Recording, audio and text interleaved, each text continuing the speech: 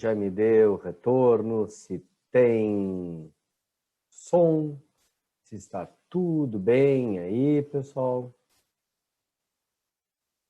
Para a gente poder ter uma noção das coisas. Tudo ok já, então está bom, perfeito.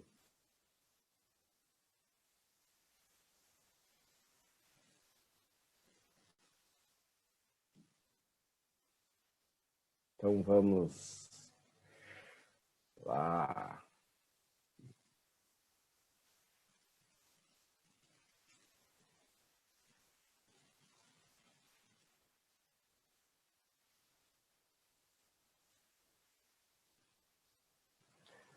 Vamos lá, vamos compartilhar aqui o nosso PowerPoint de sempre, né? Então já vamos aqui. Pessoal, eu não vou pegar do início aqui, tá?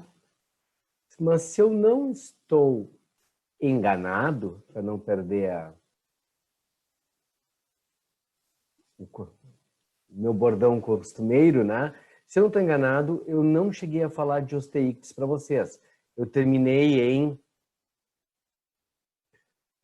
falando de... Eu terminei falando de condrictes, tá? E não cheguei a falar dos osteíctes para vocês, tá? Então vamos começar agora a falar dos osteíctes, tá? Que são os peixes com esqueleto ósseo. Pessoal, estou começando assim direto, tá tudo bem? Tá tranquilo? Tá tranquilo? Eu vou começar, né? Sem problema nenhum, tá? Qualquer coisa vocês me mandem pelo chat aí que eu... Ou libera o microfone e fala comigo aí que eu vou saber direitinho como é que tá. Tranquilo? Então vamos lá. Peixes com esqueleto ósseo, tá? Estão por ósteo, ossos, ictis, peixe, tá? Quase todos os peixes que tu conhece. Lambari, salmão, sardinha, atum, papaterra, peixe-rei, pampinha, corvina, tainha, traíra, peixe-espada. Conhece, tá? Tirando tubarão e raia, o resto entra aqui, tá, pessoal? O resto vai entrar aqui. Uma coisa importante aí, o atum, pessoal. É um peixe que eu sempre gosto de falar, porque é um excelente sashimi, né? É um excelente sashimi, mas ele também tem uma coisa muito importante. A gente tem uma imagem dele de peixe pequeno, como a sardinha, que está do lado dele, que vem em latinha, né? Mas atum tem atum de 100 quilos, pessoal. Tem atum de 70 quilos, tá? Então, atum é um peixe grande, tá, pessoal? Peixe grande, se tira os filés, e até tu parar para pensar, se tu vai lá num restaurante japonês e tu vê aquele enorme filé de atum, ele não pode ser um peixinho, né? Se é o filé, aquilo ali, né? Não pode ser um peixinho pequenininho. Então, é um peixe bem grande, tá? O esqueleto, então, das características são ósseo, tá? Aí um ponto importantíssimo, bexiga natatória. Bexiga natatória. Quando eu falo de bexiga natatória, eu estou falando de flutuabilidade. Nós vamos agora juntar a física com a biologia. Lembra de estudar lá na física, né? Aquele cara dizia assim para vocês, demônio, o demônio, o demônio, né? Ali falava que é o princípio de Arquimedes, a teoria do empuxo. Empuxo maior que o peso, o corpo sobe. Empuxo menor que o peso, o corpo desce. Empuxo igual ao peso, ele fica neutro com a água. Pois é, a bexiga natatória é um saquinho que vai ser preenchido com gases. Eu estou falando gases, pessoal, o normal seria eu falar ar. Mas quando normalmente a gente fala em ar, as pessoas pensam automaticamente em oxigênio. E o nosso ar atmosférico, ele é composto de vários gases. O oxigênio é um deles. Tá? Então, na bexiga natatória, tu vai encher com ar, com gases, portanto, tá? Diferentes tipos de gases, que vão dar a flutuabilidade para o peixe. E ele vai inflar essa bexiga a ponto de ficar neutro com a água. Tá? Ele sempre vai inflar a bexiga de acordo com o ponto para ficar neutro com a água. Então, quanto mais próximo da superfície ele tiver, mais murcha vai estar essa bexiga, porque, afinal de contas, menos ar ele vai precisar para ficar neutro com a água. Quanto mais profundo ele estiver, maior a pressão, maior é a pressão sobre as cavidades aéreas, então mais ele tem que encher essa bexiga com ar para conseguir ficar neutro com a água. Tá? Ele sempre vai ficar neutro com a água. Ele não pode ter que fazer força para ficar parado. Às vezes o professor de biologia explica uma coisa que não é adequado fisicamente, que é assim, o peixe, se quer descer, ele murcha, porque ele afunda com facilidade, se ele quer subir, ele sobe com facilidade. Ele até pode fazer isso numa única situação, que é uma variação de profundidade em que a variação da pressão não seja o suficiente para causar problema para ele. Então, se for num riozinho que é pouco profundo, né? Tem menos de 10 metros de profundidade ali, a variação vai ser tão pequena que não gera problema, ele pode fazer isso. Mas a tendência, o normal do peixe, aí, questão de evolução, todos vão fazer a mesma coisa, é manter a quantidade de ar na bexiga para que ele possa ficar parado na água sem esforço. Esse é o detalhe. E isso vai permitir com que ele fique parado e dormindo paradinho lá. Não é que nem um tubarão que não pode parar. E vai auxiliar na respiração em função do outro ponto que nós temos ali, que é o opérculo. O opérculo é aquela tampinha que o peixe tem aqui do lado, que ele vai manter fechado. E quando ele mantém fechado isso aqui, ele abre a boca para a água entrar, porque lembra que a água entra pela boca e sai pelas brânquias, quando ele mantém fechado, ele aumenta o tempo de contato da água com as brânquias. E aumentando o tempo de contato da água com as brânquias, ele tem uma captação maior. Tá? E também aumenta a pressão parcial ali, né? Dos gases. Vai aumentar a pressão dos gases sobre as brânquias, então também aumenta a absorção do oxigênio. Tranquilo? E por isso que peixe ósseo fica paradinho na água, as pessoas sempre dizem que é pela respiração, né? Ali, que não tem a bexiga natatória, mas é porque tem esse opérculo que ajuda, tudo ajuda para que ele possa ficar paradinho na água. Mas, fisicamente, ele ficar parado na água é em função da bexiga natatória. Tá? Ok, pessoal. Tranquilo.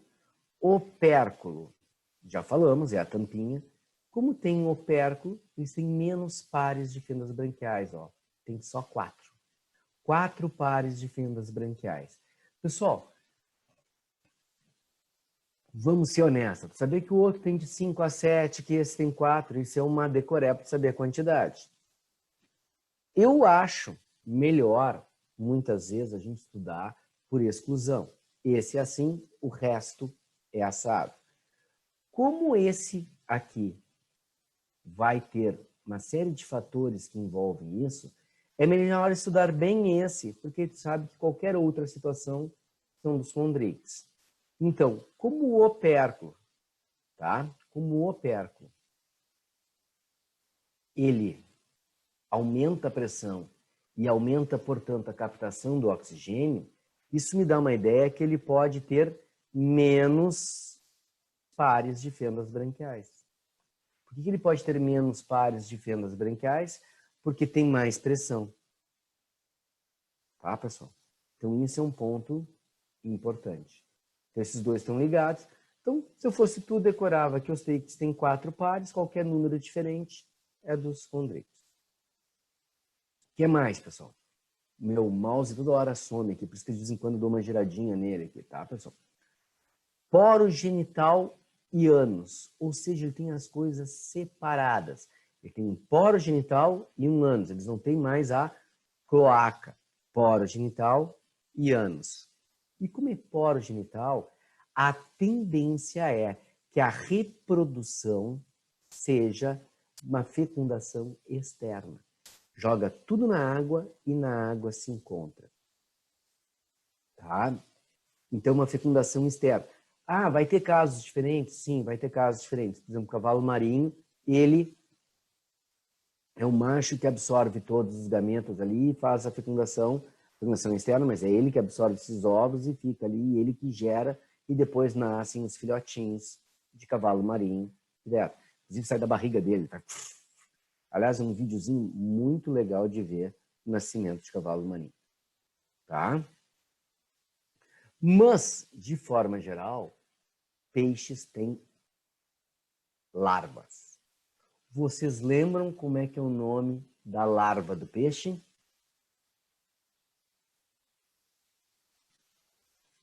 Pela demora, não. É alevinos. Tá? Vou até botar no chat aqui o nome.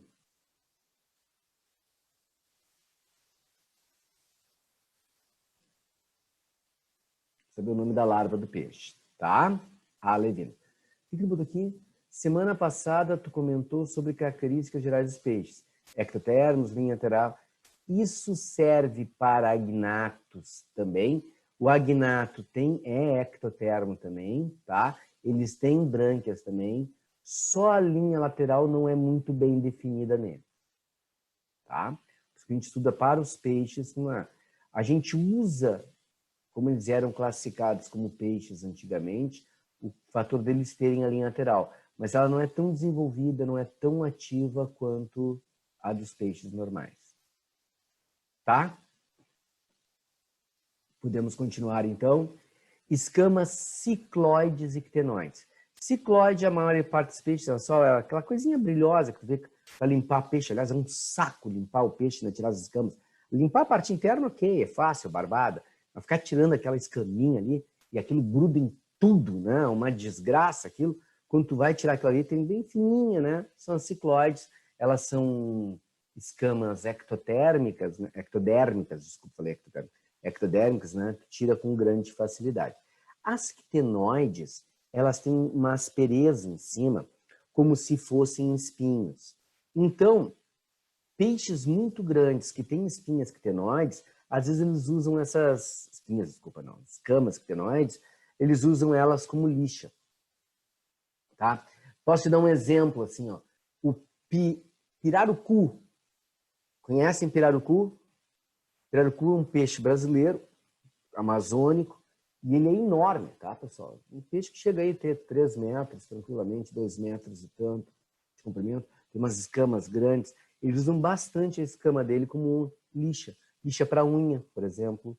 Ou quando eles querem fazer o pó do guaraná, porque o guaraná em pó, aquele que é ativo no nosso sistema nervoso, não é o guaraná proveniente da fruta. Ele é proveniente do ramo. Então eles raspam a escama do pirarucu ali, tá? Eu sempre brinco dizendo que eles passam o pirarucu no pau, né, do guaraná, para formar aquele pó e usar como uma estrutura ativa, tá? Nadadeira caudal, homocerca e acerca, isso é só para diferenciados condrictos, pouca importância tem. Eu diria, estudem só dos condrictos, porque ela é heterocerca, as outras é desse, tá? Sempre que vocês puderem ter que decorar uma característica aí que não vai te levar a grande coisa, tá? Tu tens que saber que tu pode decorar por exclusão, né? E diminuir o teu problema das decoretas. Ok, até aí, pessoal. Tranquilinho? A parte interna, claro, é igual a todos os peixes, né? Expressão branquial, circulação simples, completa. Aquilo é geral. Tá, pessoal? Então, uma coisinha aqui, vou ter que tirar o meu chatzinho da frente aqui. Tá? Opa. Eu diminuir aqui. Qualquer coisa, é só perguntar para mim que eu tirei o chatzinho da frente, tá? São divididos em 2 grandes grupos. Sarcopterige e no outro slide vai ter os actinopterige, tá? O Sarcopterige é o grupo menor, tá? Eles apresentam alguns gêneros, o gênero actinis, do dipnoi, mas são aqueles peixes que a gente chama de peixes pulmonados, aqueles que vão usar a bexiga natatória como se fosse um pulmão. não são pulmões verdadeiros, tá? É a bexiga natatória que vai armazenar ar e vai distribuir esse ar para o corpo também através do sangue, tá? Então, são peixes que podem viver fora d'água. Nós temos um brasileiro aqui, que vocês podem ver pelo slide aí, que na América do Sul, na Austrália, nós temos um peixe brasileiro que é a piramboia, tá? Essa piramboia, ela é um peixinho, tá? Que fica aí tranquilamente, sem problema nenhum, fora d'água, um longo período de tempo. Normalmente ela se afunda no lodo e fica lá. Então, quando o riacho começa a entrar em período seco, que ela não vai ter oxigênio para respirar, ela começa a caminhar no lodo, acha uma zona de muito lodo e se afunda ali e fica respirando pelas narinas. Então, eles já passam a ter uma narina que serve para a respiração também. Tá? Eles conseguem mandar o ar para a bexiga natatória, por isso a referência como pulmão. Tá? Então, eles ficam ali, por que no lodo? Porque o lodo vai manter a umidade do corpo, senão o bicho resseca aí, morre, e eles ficam ali. Tá, pessoal? Então, são peixes normalmente de água doce, tá?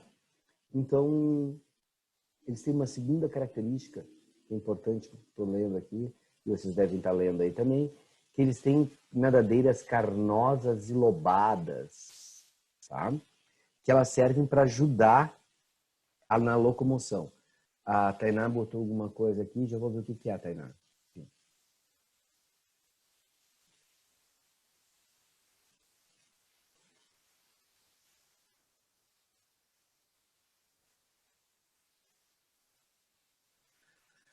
Tainá, não tem nada de caatinga aí, porque ela não tem glândula nenhuma associada a essa linha lateral, tá? Ela é um cordão nervoso, então não vai ter nenhuma situação em que tenha cheiro por causa disso, tá? Cheiro por causa disso. Normalmente, quando a gente come o peixe sem a pele dele, come o filé, naturalmente tu já tirou essa linha lateral ali, né? Porque ela fica na parte mais próxima da epiderme, né? Então é difícil tu comer ali. Mas quando tu come posta de peixe, ninguém tira essa linha lateral ali. Quando tu faz a posta do peixe, ela tá ali, tá grudada. Então se tu já comeu uma muqueca que é feita com posta de peixe, tá aí, sem grandes coisas, tá? Não tem alteração nenhuma, certo? Então, pode comer teu peixinho com linha lateral sem problema nenhum. Aliás, peixe, tem gente que não gosta. Eu acho peixe muito bom. Aliás, eu adoro um peixinho, um sashimi, né? Gosto bastante. Certo, pessoal? Então, estamos aqui. Vamos passar para o próximo slide. Zactine e pterígio são peixes conhecidos de vocês, tá? Eu fiz questão de botar alguns peixinhos aqui, importantes. Nós estamos vendo aqui, ó, tá? O peixe chamado peixe-anjo rainha, Olacanthus ciliaris é o nome dele, tá? É um peixe que tem no Brasil, no Caribe. Se eu fosse classificar ele, eu diria lindo, né? É lindo, colorido, maravilhoso. Esse colorido ele muda de acordo com a vida dele. Quando é mais jovem, ele tem tipo umas listas aqui, depois as listas desaparecem, tá? Muda bastante. É muito bonito esse peixe. Gostaria de que vocês olhassem bem aqui onde estou mostrando com o mouse, que parece uma placa endurecida. Isso é o famoso opérculo que eu estou falando para vocês, né? Que é a tampinha que fecha ali. Tá? Tranquilo? O grupo dos peixes que a gente conhece como hoje são os actinopterídeos todos, tá? Então, tem esse aqui. Podem ser chamados também de teleósteos. Esse peixinho onde está o mouse agora é o baiacu de espinho. É o bolota do Procurando Nemo, que incha, que é justamente a natatória que vai dar aquele inchaço ali e ele poder, né, ter uma alteração. Que ele extroverte bem os espinhos, fica inchado, os animais não conseguem morder eles como um todo. Então, é uma forma de proteção muito boa. Tá? E como vocês estão vendo pela foto, ele tem cara de simpático, né?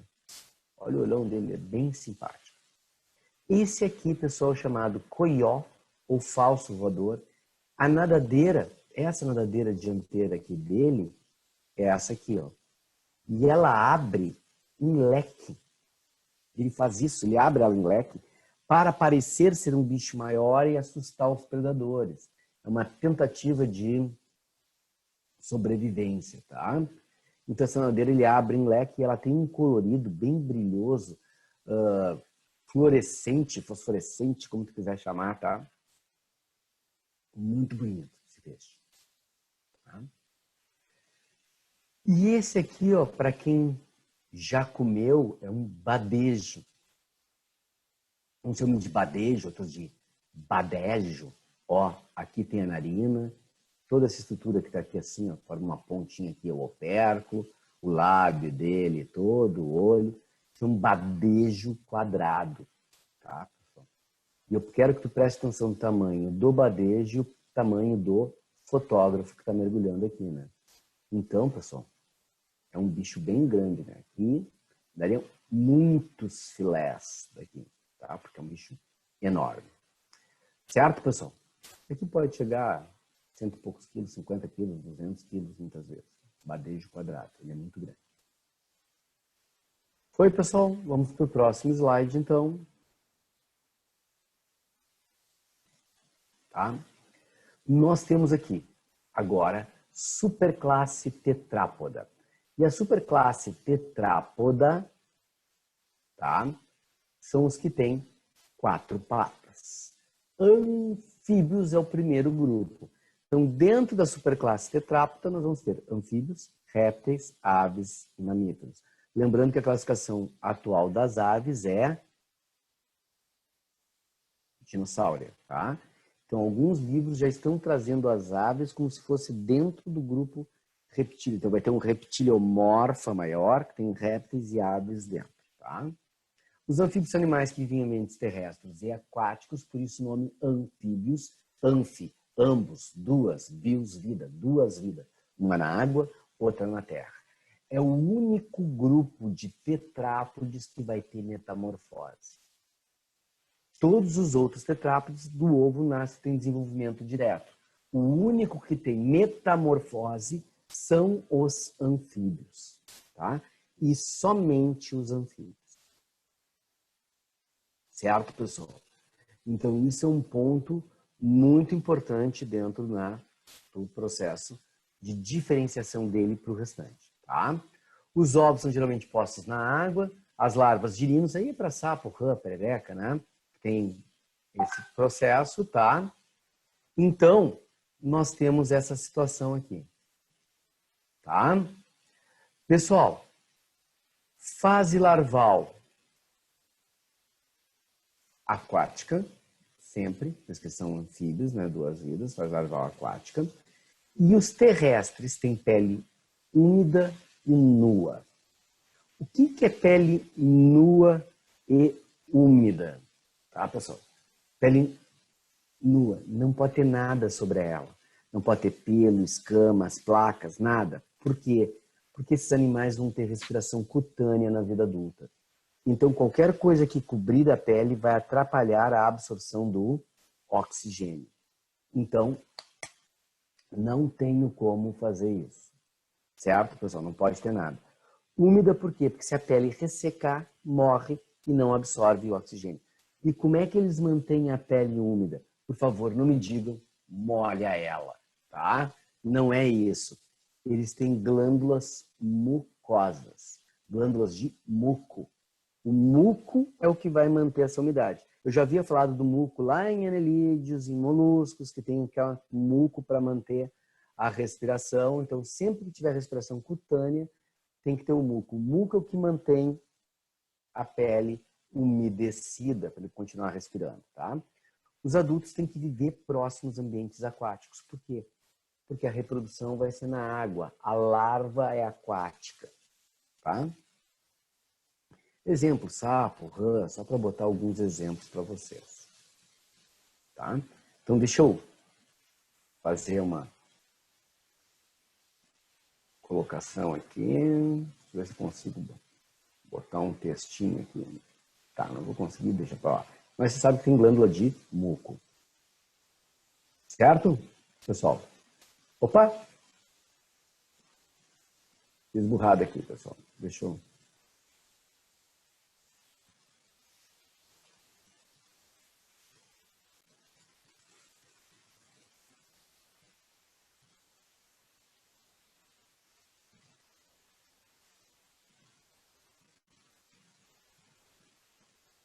Deu. Desculpa, tá, pessoal? Fiz burradinha ali.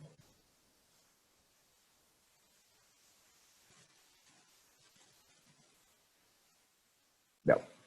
Tá? Pessoal, respiração na larva branquial no adulto pulmonar e cutânea. Isso é um ponto importante, pessoal. Pulmonar e cutânea, ou seja, as duas, tá? As duas. Circulação dupla, incompleta, fechada, toda dentro de vasos sanguíneos, com um coração com 2 átrios e 1 ventrículo, tá? Na larva, quando sofrer metamorfose, aumenta um átrio ou aurícula, se chamar, tá? Mas na larva ele tem um A e um V só, como se fosse um peixe. Até porque o girino parece um peixe mesmo. Tá? No processo de metamorfose, o coração sofre alteração também. Então, o coração com 2 átrios e 1 ventrículo. Se é 2 átrios e 1 ventrículo, o que vai acontecer? Vamos lá para aquele desenhinho característico. Ótimo, aqui dá para fazer o desenhinho.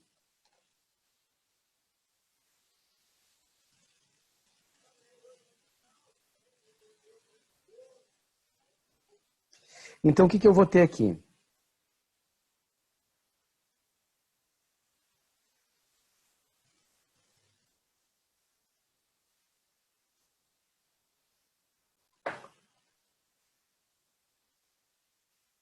Ó, eu tenho um coração com 2 átrios e 1 ventrículo. 2 átrios e 1 ventrículo. Tem o sangue venoso para um lado, o arterial pelo outro, e vão todos para o mesmo ventrículo. E aí, ventrículo bombeia para o coração, para o pulmão e para o corpo, tá? Então, quer dizer o quê, pessoal? Bombeia para o pulmão, ele bombeia um sangue com óxido e gás carbônico. Até deixa eu fazer uma coisinha aqui. Vamos ver se vocês vão conseguir enxergar isso aí no meu desenho. Mas está aqui, ó. Tá? O que vai acontecer? Viu que eu fiz tipo umas coisinhas? Ele tem como se fosse umas cavidadezinhas para tentar separar um pouco mais aquele coração, tá? Vai separar um pouquinho mais ali, tá? E o que vai acontecer de importante aí nesse processo, tá? Quando bombear para o pulmão, vai ser com oxigênio e gás carbônico. Muito mais gás carbônico que oxigênio, mas vai oxigênio também. Quando ele bombear para o corpo, vai sangue com oxigênio e gás carbônico. Muito mais oxigênio que gás carbônico, mas está indo gás carbônico. Então, isso está fazendo com que ele tenha menos oxigênio no corpo que deveria. E isso tem 2 consequências, pessoal. Primeiro, o fato de ter a respiração cutânea para tentar aumentar o percentual de oxigênio no corpo e com isso ele conseguir sobreviver melhor. E a outra é o sistema nervoso. O sistema nervoso deles está que nem do peixe, 10 pares de nervos cranianos, mesmo um ar está paradaço lá, mas isso não é a consequência disso. A consequência disso é o cerebelo primitivo. O cerebelo do anfíbio é mais primitivo, é menos desenvolvido que o do peixe. O peixe é um bicho altamente coordenado, ele nada para cima, para baixo, para um lado, para o outro, para frente, para trás. Aliás, vocês lembram disso? Quem gostava na infância aí da Xuxa? Vai lembrar da musiquinha que o Buchuchuchu nadava para frente, o Buchuchu nadava para trás, e nadava, e nadava, e nadava, e nadava no mar, né? Por quê? Ele tem uma coordenação, o cerebelo é bem desenvolvido. Aqui não. O cerebelo do sapo é pouco desenvolvido, muito pouco desenvolvido. Então, o que vai acontecer aqui agora? Tá? Que eu vou ter com esse sapo. Ele vai ter que ter uma coordenação pior. Como o cerebelo faz parte do nosso equilíbrio e da nossa motricidade, para quem não lembra, duas das funções do cerebelo, equilíbrio e motricidade, tem ainda tônus muscular também, tá? A coordenação dele é pior. Ele não consegue fazer as coisas. Então, o que acontece, pessoal? Esse cerebelo primitivo, tá? Vai fazer com que sapo só possa pular para frente. Não sei se vocês já perseguiram sapo alguma vez na vida, tá? Normalmente, ouviram bem, né? Normalmente, isso é coisa de guri, né? Porque sempre tem um guri que tem um sonho de pegar o sapo no ar e emendar no ângulo lá, né? E tocar. Quando tu persegue o sapo, ele só pula para frente. Ele tá vendo a parede chegar, ele continua pulando para frente, né? Encontrou a parede, ele pula na parede. Ele vai se desequilibrando, vai virando e ele pula para frente, tá? Então, ele é descoordenado por causa dessa oxigenação. O oxigênio atua diretamente no cerebelo, tá? Pessoal, isso é uma das coisas que vocês vão ver quando entrarem na faculdade de medicina, porque vocês vão entrar, né? E quando tu começar a estudar, tu vai ver quando chegar lá na obstetrícia, tá? E um dos grandes problemas da criança ter problemas de movimentação e coordenação é não ter oxigenação como deveria. Por isso que a placenta da mãe tem que ser muito bem formada, tá? E se é um caso de bebê prematuro, a grande preocupação do bebê prematuro é ele não respirar direito, tá? Então, tem que ter essa situação dele respirar perfeitamente para não ter problema, tá? E eu tô te falando isso porque eu passei isso. Você sabe que o meu filho foi bem prematuro, foi de 6 meses, né? Hoje ele tá muito bem, não, sem drama, tá? Ele tá muito bem, enchendo meu saco até hoje, tá? E é professor de português e inglês. Alguns de vocês talvez tenham tido um outro curso, aula com ele, uma ou duas aulas com ele, tá? Mas ele fez muitas paradas respiratórias porque o sistema nervoso não estava bem desenvolvido, porque nasceu bem prematuro. Então, é uma coisa bem preocupante, que ele podia ter uma série de problemas de coordenação motora que, graças a Deus, ele não tem. Tá? Então, essa é a ideia. A oxigenação é uma coisa muito importante no sistema nervoso. Excreção, rim mesonéfro, igual do peixe, aquele de posição entre tórax e abdômen. A larva excreta amônia, girina e amônia, mas o adulto é ureia. E se o adulto é ureia, pessoal, xixi de sapo não cega. O xixi de sapo é igual ao nosso, é ureia. Tá? Xixi de sapo é exatamente igual ao nosso, ureia sem problema nenhum. Tá, pessoal? Então, é um ponto importante, certo? Deixa eu ver aqui, eu acho que...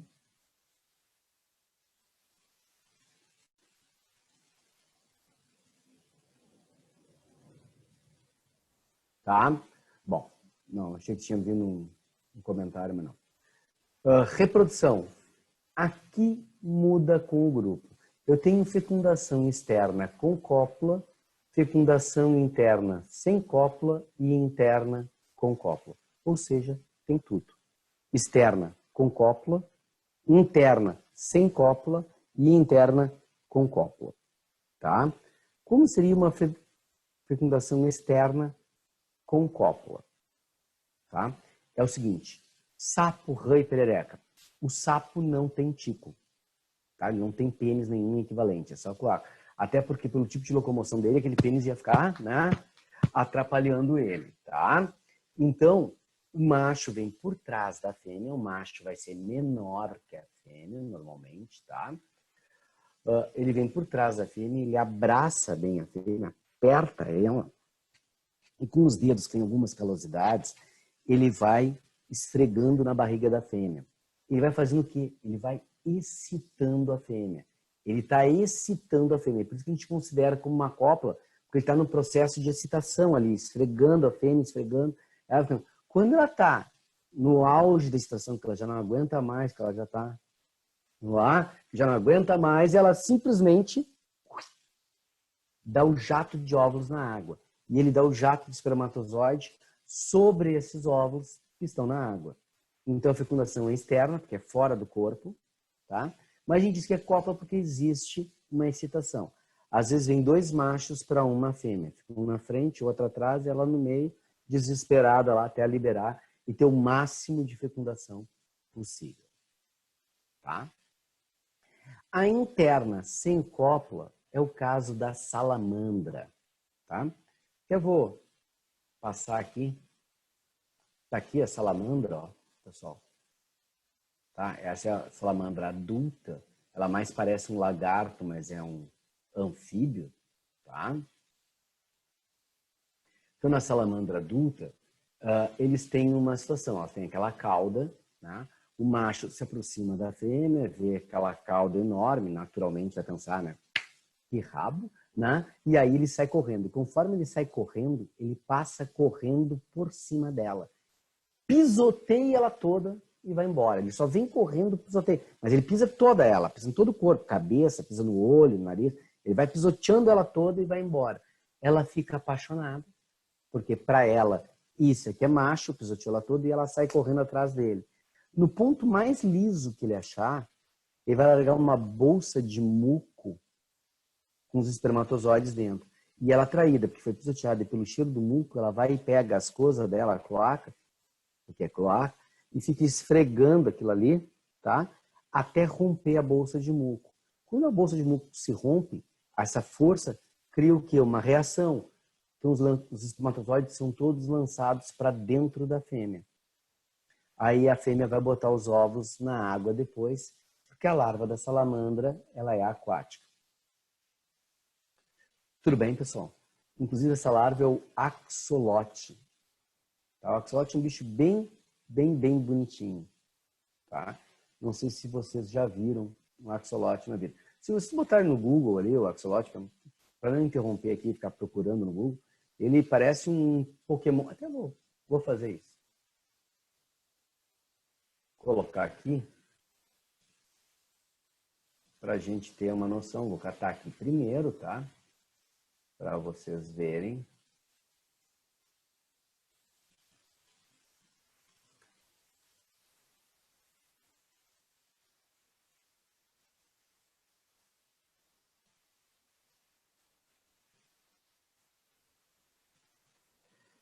E vamos lá.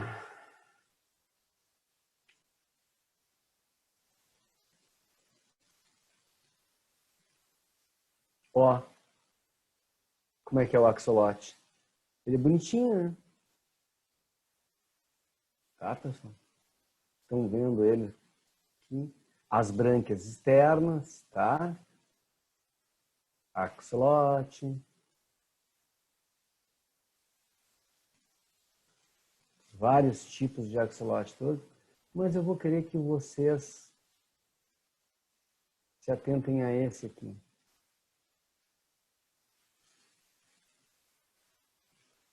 Se deram conta do que ele parece?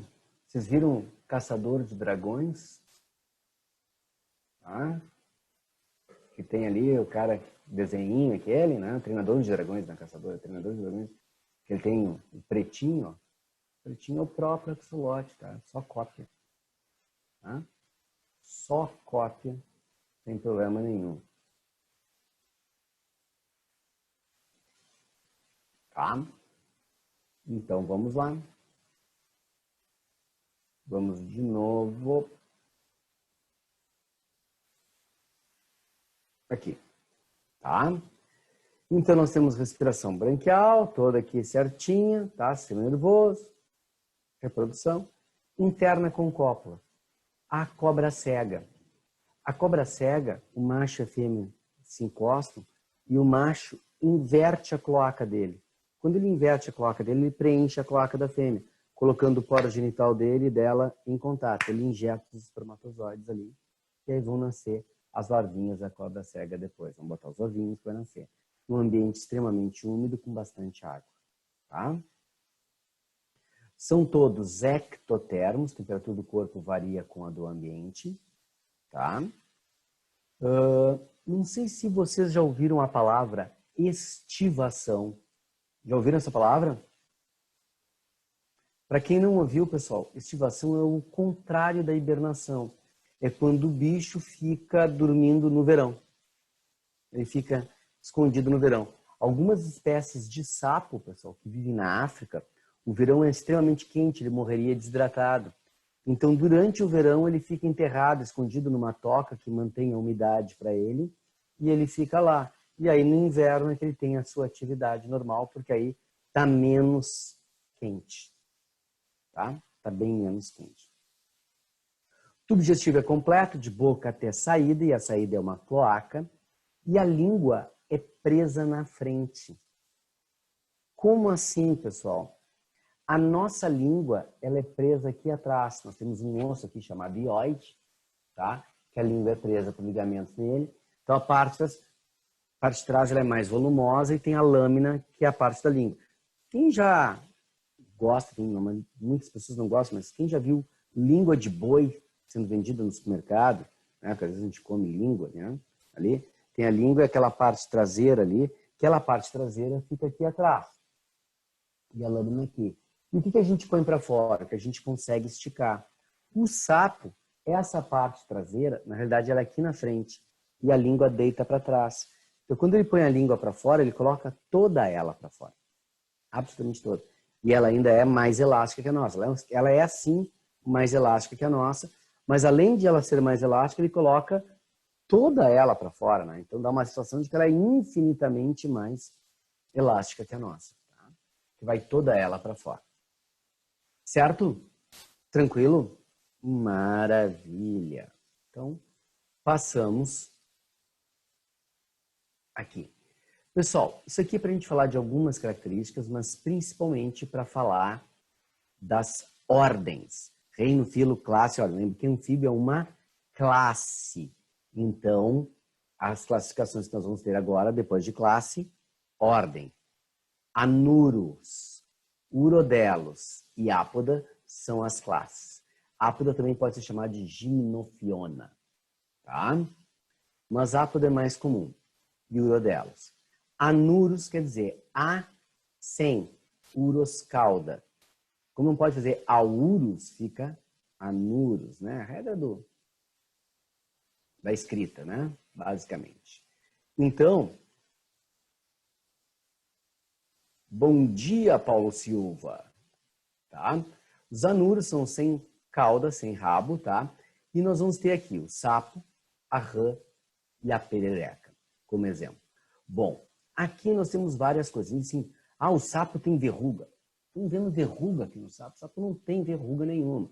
O sapo ele tem uma pele mais rugosa, mais áspera do que a da rã. Então, por isso a referência de fazer, né, a rã ter a pele lisa e o outro com verrugas. Mas é uma pele mais rugosa, tá? Mais áspera. O que acontece? A rã, ó, tem o par de patas traseiro muito mais desenvolvido, porque o sapo só dá uns pulinhos, e olha lá, né? Ele é mais gordinho, as patas não são tão produzidas. Mas a rã tem que nadar, então ela tem colchão, tá? O sapo é mais Gisele Bündchen, a rã mais Sheila Carvalho, né? Mais coxudão assim, tá? Tranquilo? Até aí sem problemas? Bom, o que acontece? No sapo tem uma glândulazinha aqui assim, ó, atrás dos olhos, que é chamada glândula paratóidea. Eu botei aqui, glândula paratóide. Já vou responder quem botou ali. Que é uma glândula de veneno. Então, esse é um dos motivos pelo qual se come rã e não se come sapo. Porque o veneno pode contaminar a carne aqui. Tá? Deixa eu ver o que é a perguntinha que me mandaram aqui. Não, é só o comentário do Paulo Silva. Tá? Bom, o que acontece aqui, pessoal? Tá? Existe um problema de tradução. Isso vai acontecer nos répteis também para nós, tá? Mas existe um problema de tradução que é o seguinte. Quem ensina inglês sabe a língua, mas não sabe biologia, tá? E aí tem um problema. Quando tu aprende sapo em inglês, tu aprende que o nome é frog. Só que frog é o sapo que se come. Portanto, frog, na realidade, é a nossa rã. O sapo que a gente não come, o sapo grande, é toad. T-O-A-D. Desculpa se minha pronúncia é ruim, mas eu sou biólogo, eu não sei o inglês, né? O inglês não sabe biologia, biologia não sabe inglês. É toad, tá? O toad é o sapo grandão, que tem essa glândula venenosa que não se come. R é frog. Porém, não existe um termo em inglês para perereca. Tá? Não existe o termo em inglês para perereca. Então, a perereca também é chamada de frog. E aí acaba acontecendo o quê? Às vezes, em tradução, alguns traduzem a perereca como rã, outros traduzem como sapo, e às vezes tu vê um programa da NET, uma outra coisa, e no processo de tradução é que vem errado. Tá? Ele vem errado. E aí se faz referência à perereca como uma rã, ou como um sapo, e ela é uma perereca. Qual é a diferença, então, da perereca em relação aos outros? Ó, a perereca, ela tem aqui, ó, nesses dedinhos dela, uns discos adesivos que permitem ela subir nas coisas, tá? A perereca, ela é arborícola, tá sobre arbustos, ervas, árvores, tá? Ela fica sobre eles. Na praia, é comum tu ver perereca grudada na janela do banheiro, onde tem umidade, né? Ela fica lá, tá? Pode ter. Então, a perereca é arborícola. A rã é muito mais aquática que terrestre. E o sapo mais terrestre que aquático, além dessas diferenças aqui. Perereca também pode ter veneno, tá? Ela também pode ter veneno. Então, algumas pererecas são venenosas. Mas é o conteúdo dessa glândula paratóide que vai gerar o problema, tá? Então, tá aqui já Nanurus, glândula paratóide. Na ápoda, ela parece uma grande minhoca, ó, até parece ter anéis, tá? Ela ainda tem a pele nua, úmida, tá? Faz respiração cutânea, então ela é um anfíbio. Ela é chamada de cobra cega, mas não é uma cobra, tá? Ela é um anfíbio. Alguém lembra um outro nome que a cobra cega pode ter, pessoal? Quem consegue lembrar? O chat, o microfone aí?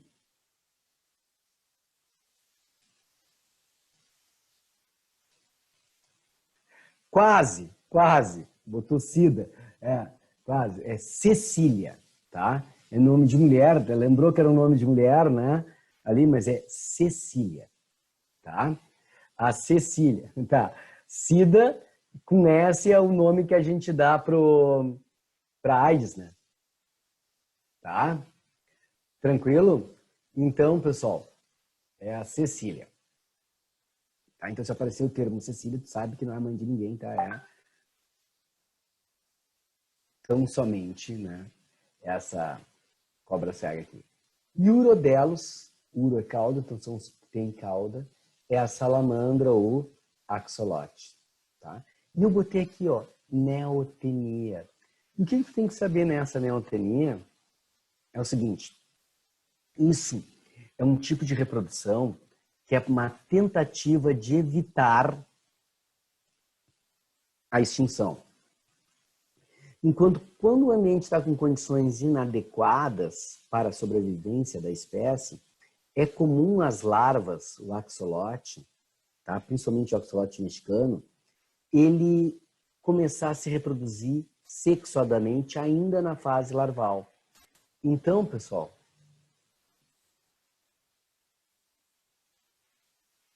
que é esse caso aqui, ó, tá?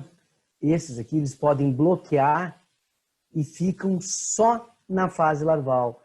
Eles acabam não entrando no processo de metamorfose. Mas é uma tentativa de quê? De fazer com que aquela espécie sobreviva, tá? De forma simplificada. A espécie vai sobreviver ali reproduzindo sem ter, né, nenhuma alteração. Vai ter uma reprodução sexuada, mas ainda está na fase larval. Por isso, neotenia, nova formação, nova reprodução, tá? Isso se mantém.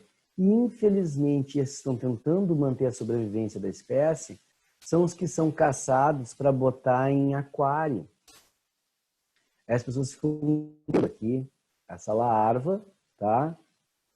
Está interrompida nessa fase e tirando do ambiente. Então, era uma coisa para sobreviver a espécie, né, dentro daquele ambiente, eles acabam gerando. Tem até aqui, ó, axolote preço, tá?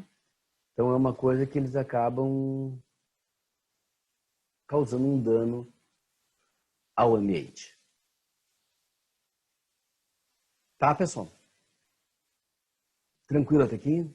Então vamos dar sequência e eu vou começar a falar dos répteis, tá? Os répteis são terrestres e aquáticos, com pele grossa e impermeável. Isso é uma adaptação ao ambiente terrestre, ela vai ser queratinizada. Então, eles já passam a ter escamas, placas dérmicas, eles já têm uma proteção para o ambiente terrestre. E eles têm uma coisa que é o predomínio do ambiente terrestre para eles. Eles possuem ovo com casca, com lâmina. A partir do momento que surge o ovo com casca, com lâmina, os répteis predominam sobre o ambiente terrestre porque eles podem viver em qualquer área.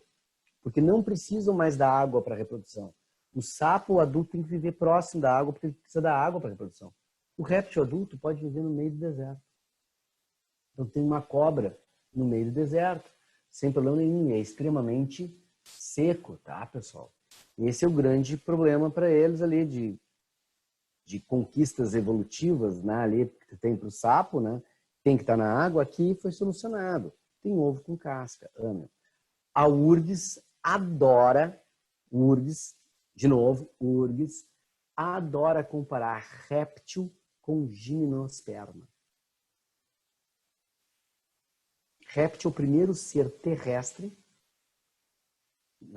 no vertebrado terrestre, que não depende da água para a reprodução. Gimnosperma é a primeira planta terrestre que não depende da água para a reprodução. A gimnosperma porque tem tubo polínico e aqui porque tem ovo com casca e âmnion. Isso é muito importante, tá? Eles são tecodontes, isso é uma outra conquista evolutiva, pessoal, mas não tem nada a ver com o fato de viver na Terra. Tecodontes é que o dente é inserido dentro da mandíbula. Eles têm dente com raiz, como nós. O dente tem uma raiz e é inserido dentro da mandíbula. Então, um dente muito mais firme, tá? A mordida de um crocodilo é fantástica, né? Ali, bem firme, coisa, os dentes bem presos na mandíbula. E eles têm palato secundário. Para quem não lembra do palato secundário, é céu da boca. E qual é a vantagem de ter céu da boca, pessoal? Tu pode comer e respirar ao mesmo tempo. Então, pessoal, o que vai acontecer? Tu come e respira ao mesmo tempo. Tu está com o alimento na boca, tu está mastigando o alimento, aqui, mas o ar está entrando. Tu só deixa de respirar naquela fração de segundo para engolir. Se a gente não tivesse céu da boca, seria impossível comer e respirar ao mesmo tempo. A gente teria que fazer... Respira.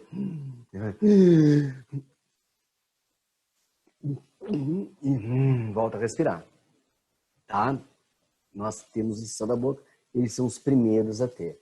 Então, são os primeiros a ser tecodontes, os primeiros a ter palato secundário, tá, pessoal? Pele grossa. Então, adaptação ao ambiente terrestre. Exemplo, tartaruga, lagarto, crocodilo, tá? Cobra, vários. Respiração pulmonar, tá? Então, tem 2 pulmões bem desenvolvidos. Ainda não é um pulmão alveolar como o nosso, mas é um pulmão grande, bem desenvolvido, com septos que ajudam a absorção do oxigênio, tá? 2 pulmões bem desenvolvidos com uma exceção. Qual é a exceção? A cobra, tá? A cobra não tem 2 pulmões desenvolvidos, ela tem um desenvolvido e o outro é atrofiado. Por que o outro é atrofiado? Para ela manter o movimento dela em S. Esse movimento em S, se eu tenho 2 pulmões cheios de ar, eu não tenho como dobrar o corpo aqui. Então esse pulmão permite ela dobrar o corpo sem problema nenhum, tá? Então a cobra, pessoal, aqui vai ser exceção para quase tudo, tá, pessoal? Para quase tudo ela é exceção. Certo? Tranquilo? que mais, tá? Sistema nervoso, 12 pares de nervos cranianos são os primeiros. Então, eles passam por movimentação da face, da pálpebra. Inclusive, crocodilianos têm uma coisa que eu invejo muito. Eles têm além da pálpebra, eles têm uma outra membrana que protege os olhos. Então, quando eles começam a mergulhar os crocodilianos, essa membrana fecha o olho. Tá? Fecha o olho dele. E quando ela fecha o olho, ela protege o olho dentro da água e cria uma lente a mais. Ela acerta o foco para debaixo d'água. Então não é como nós, que para a gente enxergar debaixo d'água tem que ter uma máscara para a gente conseguir visualizar tudo. Né? Ali não. Ela simplesmente com uma membraninha, ela resolve esse problema perfeitamente. Tá? Circulação dupla, incompleta. O coração tem 2 átrios e um ventrículo. 2 átrios e um ventrículo. E os crocodilianos têm 2 átrios e 2 ventrículos. Eu vou tentar aqui pelo whiteboard, tá? Vamos ver se eu consigo fazer um desenho, tá? Bem primitivo. 2 átrios e um ventrículo, tu já viu como é que é, tá? Mas o que acontece no coração aqui dos crocodilianos? Ah, adoro, aqui apaga tudo.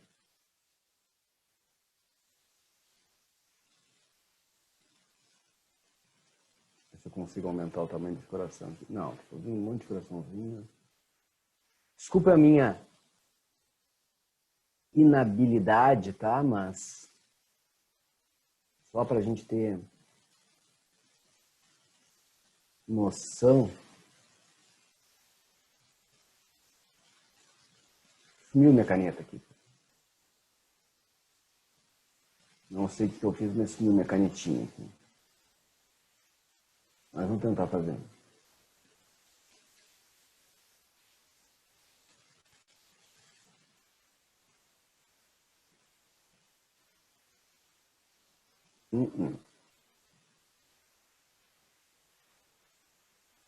Vou fazer o desenho. Vou voltar para uma coisa e vou fazer o desenho normal. A minha inabilidade no processo não está dando certo, tá?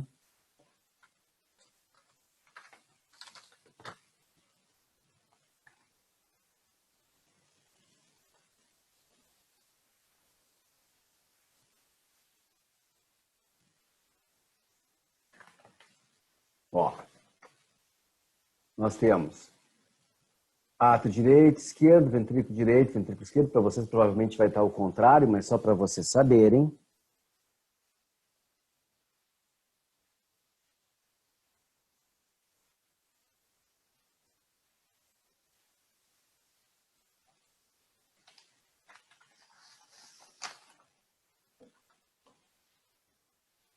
Vou pegar uma outra folha aqui, mas vou fazer o mesmo esquema. Só quero ver se eu faço colorido para vocês.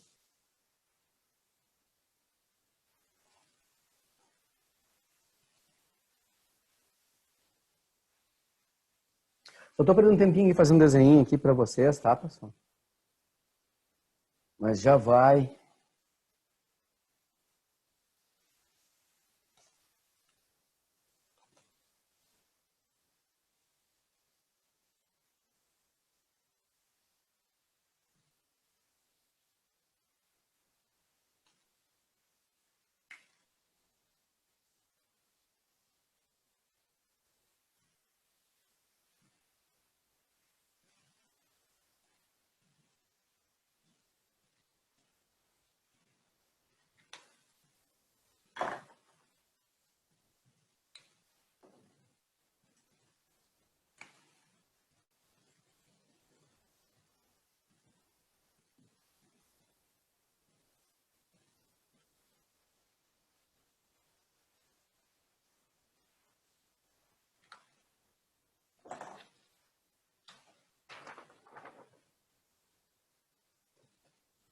Ó, pessoal. Então, tu tem átrio direito, átrio esquerdo, ventrículo direito, ventrículo esquerdo. Tá? O que acontece? Assim como o nosso coração, do ventrículo direito, sai em preto para vocês aqui, a artéria pulmonar. E assim como no nosso coração, no ventrículo esquerdo, em vermelho sai a artéria aorta. Porém, os crocodilianos, eles têm uma artéria aorta a mais, que sai do ventrículo direito. E ela se cruza com a artéria aorta que sai do ventrículo esquerdo. Então, tem duas artérias aortas, uma que sai do direito e outra que sai do esquerdo. E o que vai acontecer? Entre elas tem um buraco. E esse buraco se chama foramen de Paniza. Tá? Tá aqui, tem um buraquinho, um foramen de Paniza, que é onde vai dar a comunicação entre o sangue arterial com o sangue venoso. Na realidade, já teve muita discussão aí sobre como era a circulação dos crocodilianos. Tinha gente que botava como completa, que não misturava, outra incompleta. Mas, na realidade, o que acontece é o seguinte.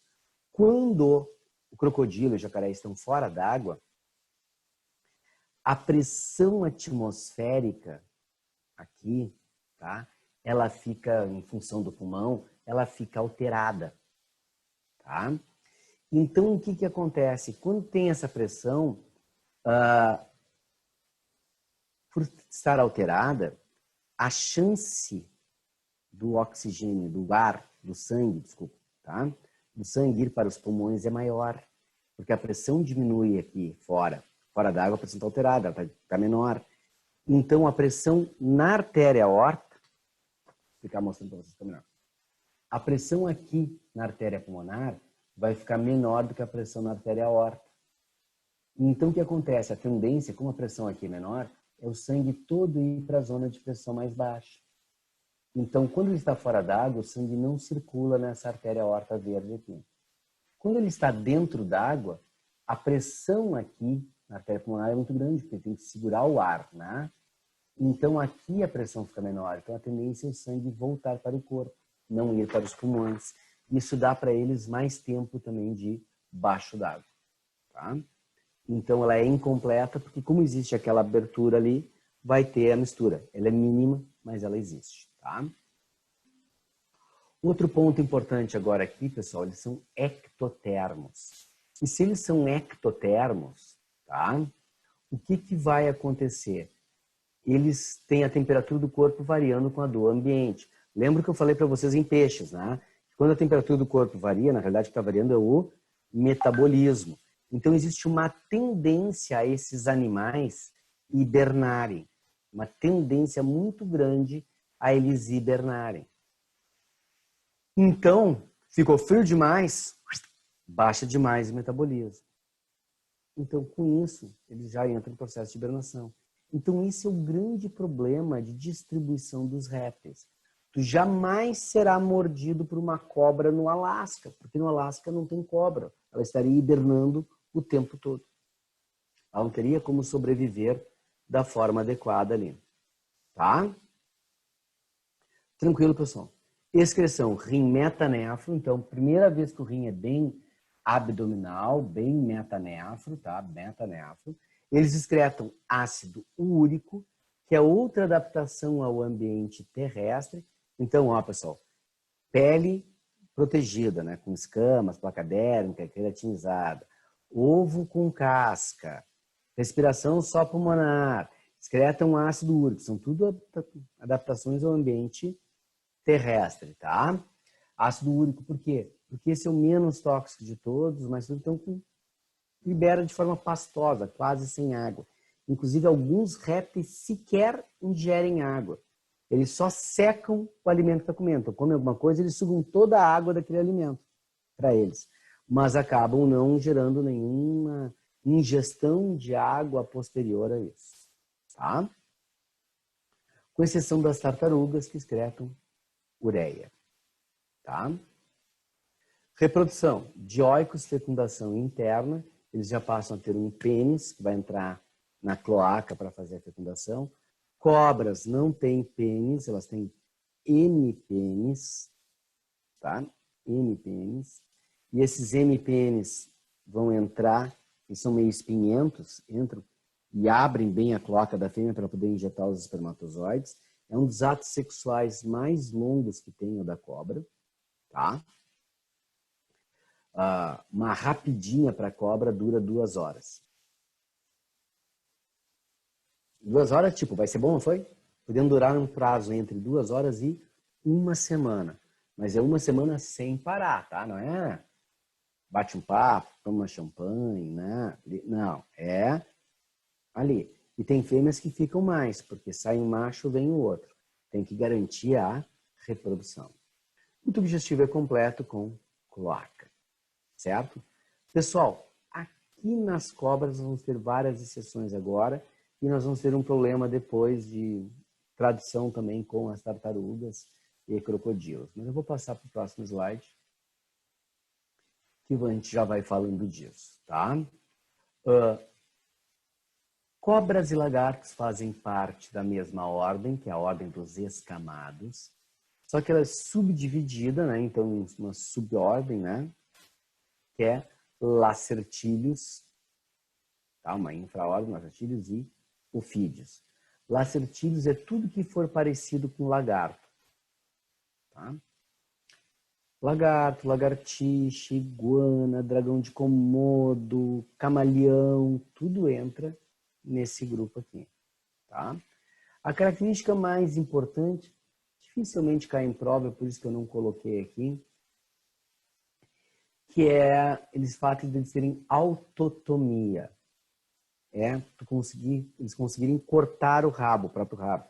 Eles têm pontos específicos nas vértebras, entre as vértebras deles, uma musculatura que pressiona, estrangula as estruturas e quando alguém pega aquilo ali, aquilo acaba arrancando e ele mantém contraído, fechado e vai fazer um processo de cicatrização e regeneração. Tá? Então, é fácil, pode fazer essa experiência em casa. Meter a mão no rabo da lagartixa, ela dá o rabo. Tu fica com o rabo na mão e ela vai embora. Ela simplesmente corta. Até que como a cauda deles é grande, a tendência é o predador pegar eles por trás, pela cauda. Então, é uma forma de proteção. Então, se meter a mão no rabo da lagartixa, ela dá o rabo. Uma questão óbvia, né? Entre morrer e dar o rabo, né? E aí, fica com o rabinho na mão, o bicho vai comer o rabo e ela se manda e regenera lentamente. Tá? Não, lentamente. Testudinhos ou quelônia é a classe tartaruga. Aqui nós temos uma tartaruga de pente, tá, pessoal? Uma tartaruga de pente. Importante aqui para vocês saberem é o seguinte. Primeiro que vocês estão vendo aí que ela tem um bico córneo, né? Bem na frente aí. Ela tem um bico bem córneo, bem duro, que é para cortar os alimentos, tá? Todas as tartarugas têm isso, independente do tamanho. E aqui tem um problema da tradução que eu falei para vocês. Em português nós temos tartaruga, cágado e jabuti. Em inglês, só turtle e tortoise. Tá? Turtle e tortoise. Turtle é tartarugas e cágados, todas são turtles. Tortoise é o jabuti. Só que muitas vezes tortoise, tortuga, né, tartaruga, com a combinação com o espanhol, acaba gerando erros. Por exemplo, a tartaruga mais famosa do mundo, que é a tartaruga do Darwin, que morreu em 2010. Então, só para vocês terem uma ideia, Darwin publicou os trabalhos dele em 1862, se não me engano, 62 e 68. Data nunca foi meu forte, tá? Nunca gostei de decorar data. Mas aí, e a tartaruga morreu em 2010. E quando ele viu, ela já era adulta, que ele demarcou, ele fez uma marca na tartaruga lá, ele sabia qual era dele. 2010, George, né, o nome da tartaruga. Então deu para ver o quanto ela viveu, né? Adulta, já era adulta em 1860 e poucos, e morreu em 2010. Faça um cálculo de quantos aninhos ela viveu, tá? Pois é, mas essa tartaruga famosa aí, na realidade era um jabuti. Então, se a tartaruga mais famosa do mundo é um jabuti, não faz diferença saber o nome. E que é tartaruga, que é a cágado, que é jabuti. Tá? Tartaruga para cágado, qual é a diferença que vocês têm que saber? Tartaruga é criptodira e cágado é pleurodira. Para quem não sabe o que é isso, tartaruga, ela, vou tirar meus óculos aqui para não dar acidente, A tartaruga, ela esconde o pescoço reto, assim, dentro do casco. Ela faz... Aqui. Caiu meu microfone. Tá? O cágado, pessoal. O cágado, ele simplesmente põe o pescoço pro lado. O cágado põe o pescoço pro lado. Só isso. Tá? Jabuti tem um casco mais alto e as patas são redondinhas, tipo elefantinho. Essas são as diferenças. Tá? Mas, em função de não ter os termos adequados em inglês, as traduções muitas vezes ficam alteradas. Ofídeos, eu vou ter que falar várias coisas sobre ele, então vou falar daqui a pouquinho, tá, pessoal? Tem muita coisa para falar sobre eles aqui que é importante. E crocodilianos, crocodilo, jacaré. Aqui às vezes dá também, tem o gavial, que tem a boca bem mais comprida. É comum tu ver em programas da net, assim, falarem nos aligatores. Esse animal não existe, o aligator, né? O aligator foi uma criação, é jacaré, tá? O alligator, né? Alligator, é jacaré, e os caras aligatores fizeram uma tradução forçada aqui, que não é o jacaré. Tranquilo? Tranquilo, pessoal? Mesmo? Ótimo. Então eu vou para o próximo slide. E aqui vamos falar de várias coisas que vocês têm que saber. Primeiro, sobre a dentição. A glifa é a cobra que não tem presa. Quando ela morde, isso seria o formato da mordida, mais ou menos, dela, tá? Os dentinhos aqui fazendo curva, tá? Então, a glifa. Essa aqui, como ela não tem presa, é a dentição típica de uma cobra que não é peçonhenta. Uma cobra que não tem veneno. Isso é uma coisa que tem que saber, pessoal. Hoje em dia, quase ninguém mais faz essa diferenciação de peçonhenta, venenosa, tá? Mas eu vou te dizer qual é a ideia dessa diferenciação. Venenoso é aquele que tem um veneno dentro dele, tá? Mas tu vai ter que adquirir comendo a carne ou metendo a mão na glândula de veneno, tu vai entrar em contato com o veneno. Peçonhento é aquele que tem um veneno, uma toxina, é um veneno, tá igual, pessoal, é um veneno, uma toxina, mas ele tem como inocular esse veneno dentro de ti. Ou ele tem um dente, ele tem uma presa, ele tem um aguilhão do escorpião, tem a forcípula. Aqueles que conseguem inocular o veneno em ti são chamados de peçonhentos. Como, por exemplo, aranhas, cobras, escorpiões, lacraias, tá? Tem como inocular o veneno. Aquele que tem o veneno, mas não consegue inocular o veneno em ti, como, por exemplo, o sapo, o baiacu, aquele peixe venenoso também, tá? Tu vais ingerir esse veneno. Inclusive, no Japão, o baiacu se chama fugu, tá, pessoal? E eles têm um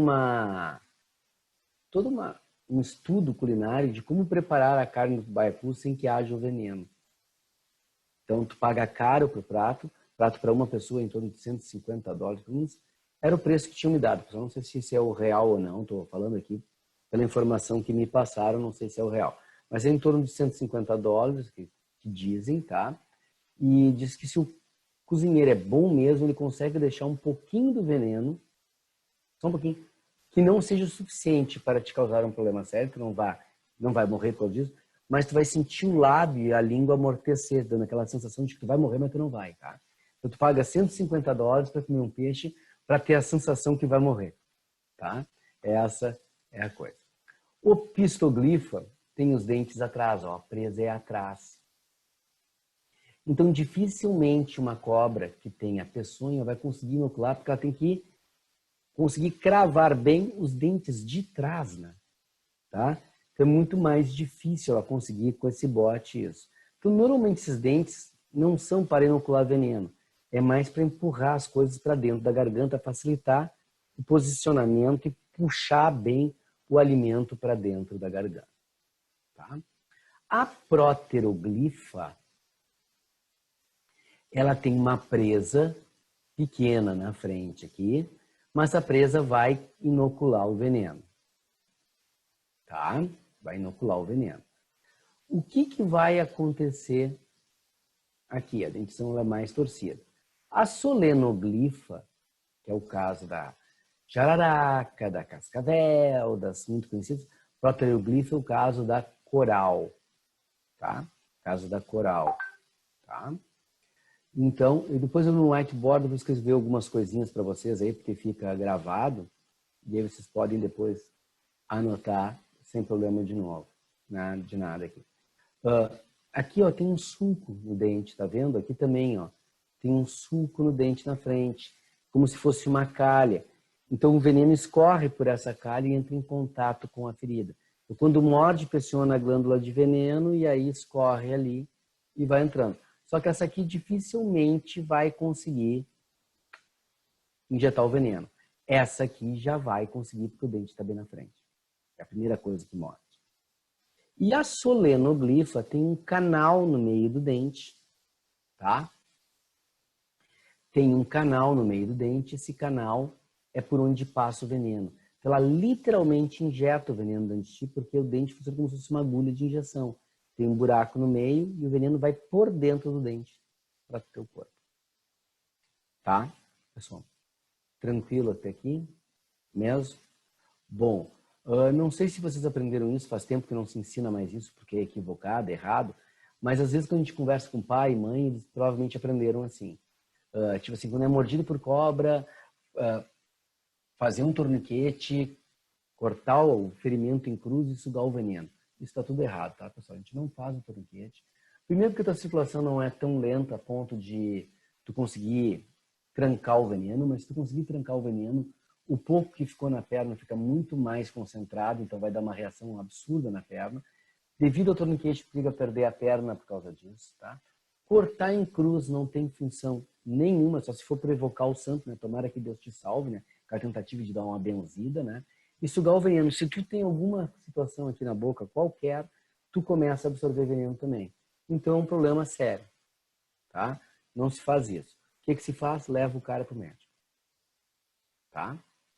Se for para um lugar tão distante, tão distante, que tu já tá encontrando o xereque lá, tá? E tu não vai ter como levar o cara pro médico, então tu tem que comprar antídoto e viajar com esses antídotos, tá? Para poder dar para a pessoa, porque senão vocês vão morrer, tá? Essa é a ideia. O fazer o torniquete não adianta de nada, né? Só piora a situação.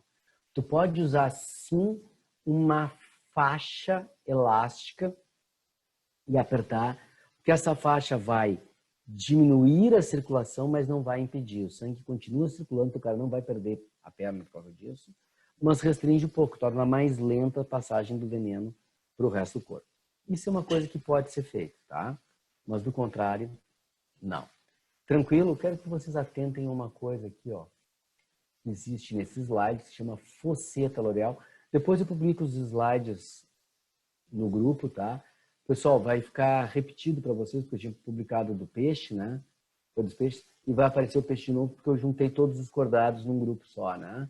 Para ficar mais organizado e até para melhor para vocês estudarem. Vocês podem abandonar aquele ou transferir as anotações que fizeram para esse próximo slide aqui.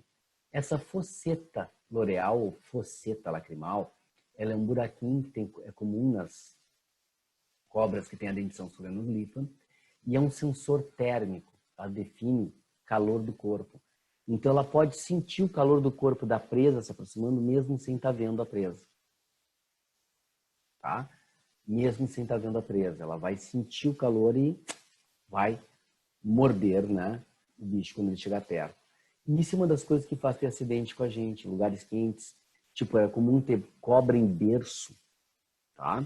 E cobra em berço, tu vai ter algumas situações interessantes, né? Ela tá pegando o calor do corpo da criança. Então, tu tem que tirar a cobra dali e não a criança. Se tu puxar a criança, a cobra se assusta, ela que morde a ti ou a criança. Se morder a criança, provavelmente será fatal. Se morder a ti, tu vai ter problema e não vai poder ajudar a criança. Então, né? Tira a cobra dali e não a criança. Tá? Ou protege bem a criança para não ter cobra no local, né? Onde a criança vai dormir. Certo? Tranquilo? É comum também acidente com barraca, dela querer entrar na barraca porque sente o calor do corpo, o saco de dormir. Então, barraca a gente mantém sempre fechado, o saco de dormir sempre. Se tu não tá dentro dele, ele tá enrolado e fechado, para não ter problema com o calor. Tá? Delas serem atraídas pelo calor do corpo e achar que tem uma presa. Tranquilo, pessoal? Eu vou fazer aqui um compartilhamento mais forte aqui para a gente poder escrever algumas coisas que são importantes. E aí eu vou na base do texto aqui agora, né? Não na canetinha, tá? Eu falei da fosseta loreal. O que tem que saber? Que as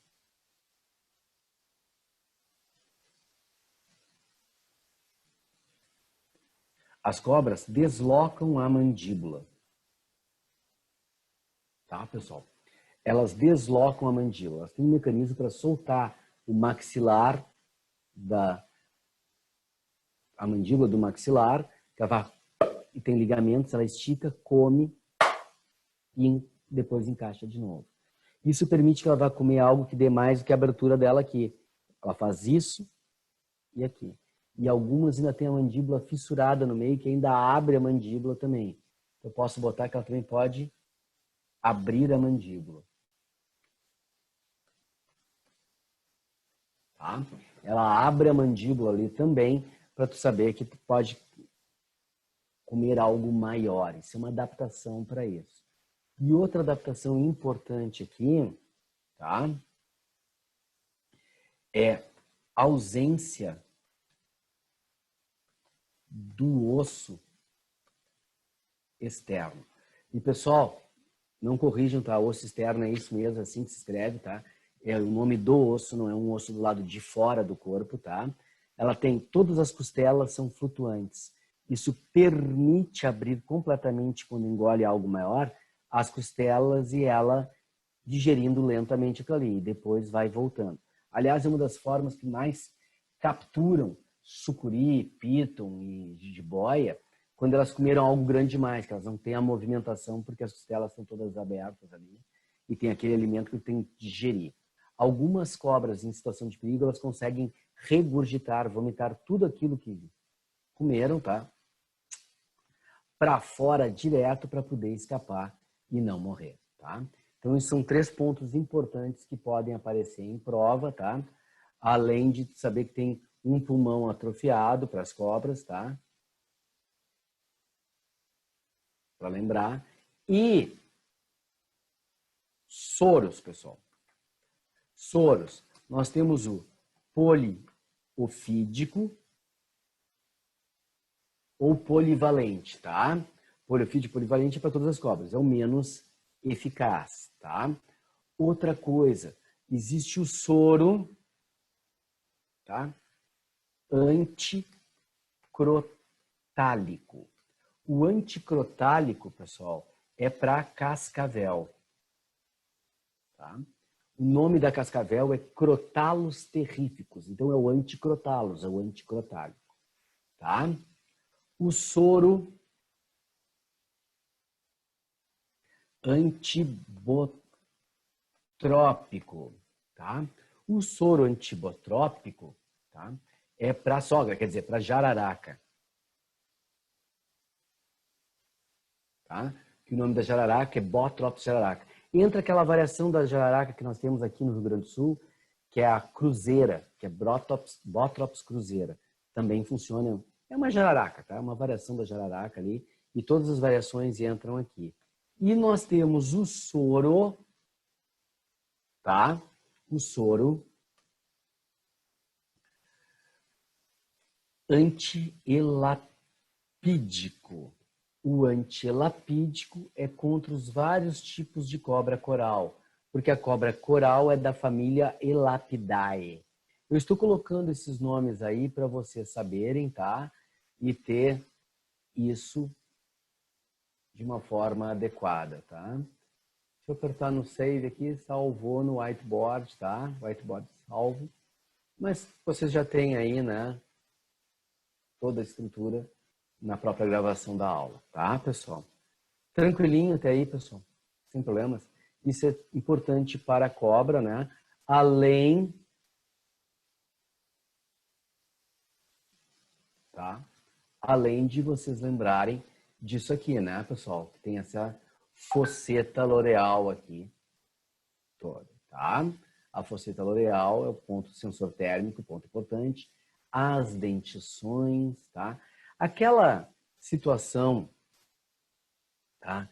que ficou ali assim de... Como é que eu posso botar para vocês? A diferença entre cobra peçonhenta e não peçonhenta. Cabeça arredondada para não peçonhenta, triangular para peçonhenta. O rabo afunila rapidamente, tá? Vamos fazer desenho de novo aqui para vocês terem noção.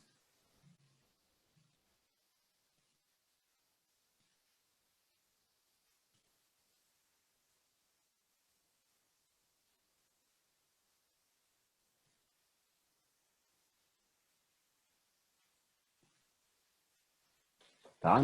Vamos por partes para vocês irem enxergando a coisa aqui. Deixa eu tentar enxergar aqui também. Ó, não peçonhenta, peçonhenta. Cabeça arredondada, não peçonhenta. Cabeça triangular, peçonhenta. Rabo da não peçonhenta vai normal, vai afunilando, normalzinho. O da peçonhenta fica afunila abruptamente. Na cascavel tu não consegue ver porque aqui tem os guizos. Os olhos, tá? Os olhos dá para ver por esse slide aqui, ó. Um olho assim, ó, normal, é o olho da não peçonhenta. O da peçonhenta, assim, ó, a pupila é vertical, como se fosse uma pupila de gato, assim, né? Bem vertical, tá? A presença da fosseta na peçonhenta que não tem na outra. E a escama que tem uma carenazinha. Carenazinha seria que a escama tem uma protuberância na que é peçonhenta e na outra não, na outra lisa. Pessoal, quando terminar de ver tudo isso, a cobra te mordeu. Tá? Então eu vou ensinar uma outra situação para vocês. As cobras peçonhentas, normalmente, com exceção da coral, e a coral é fácil de identificar por causa da coloração, então não é problema. As cobras peçonhentas, normalmente, elas se enrolam para dar o bote. As não peçonhentas, elas se mandam. Tem uma ou duas espécies que, ao invés de fugir, elas correm na tua direção, tentando te intimidar, o que normalmente dá certo, tá? Mas elas vão ali. Então, ela vai ali. Se enrolou, tu para e vai embora, tá, pessoal? Só que essas duas regras, elas têm uma falha. A minha tem menos, que eu estou dizendo para você se enrolar, ela tem menos falha porque tu perde menos tempo, né? Você já viu, não é da cor da cobra coral, se enrolou, caiu fora. Não se enrolou, não é venenosa, tá? O que acontece? Qual é a falha? Tu tem que ver a cobra. E 90% das vezes quando ela te morde é porque tu não viu ela. Né? Se tu viu, tu não ia chegar perto. A maior parte das pessoas tem medo de cobra, tá? Não chegariam perto. Então, pessoal, o que acontece aqui? Tem uma perguntinha aqui para mim.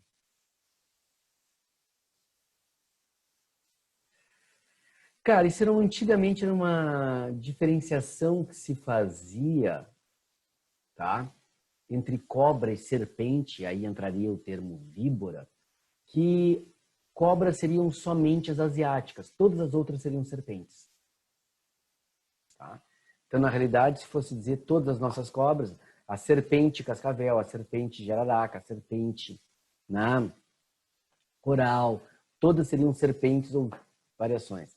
Víbora começou a se usar depois para algumas serpentes peçonhentas, o termo do corpo, como é a estrutura do corpo, da cabeça, para mais especificamente para víbora, né? Ali. Mas é sempre a variação entre cobra e serpente, e a víbora é um dos tipos de serpente que pode ter. Tá? Em teoria era para cobra ser só aquelas asiáticas, mas ninguém mais faz essa diferenciação. Tá?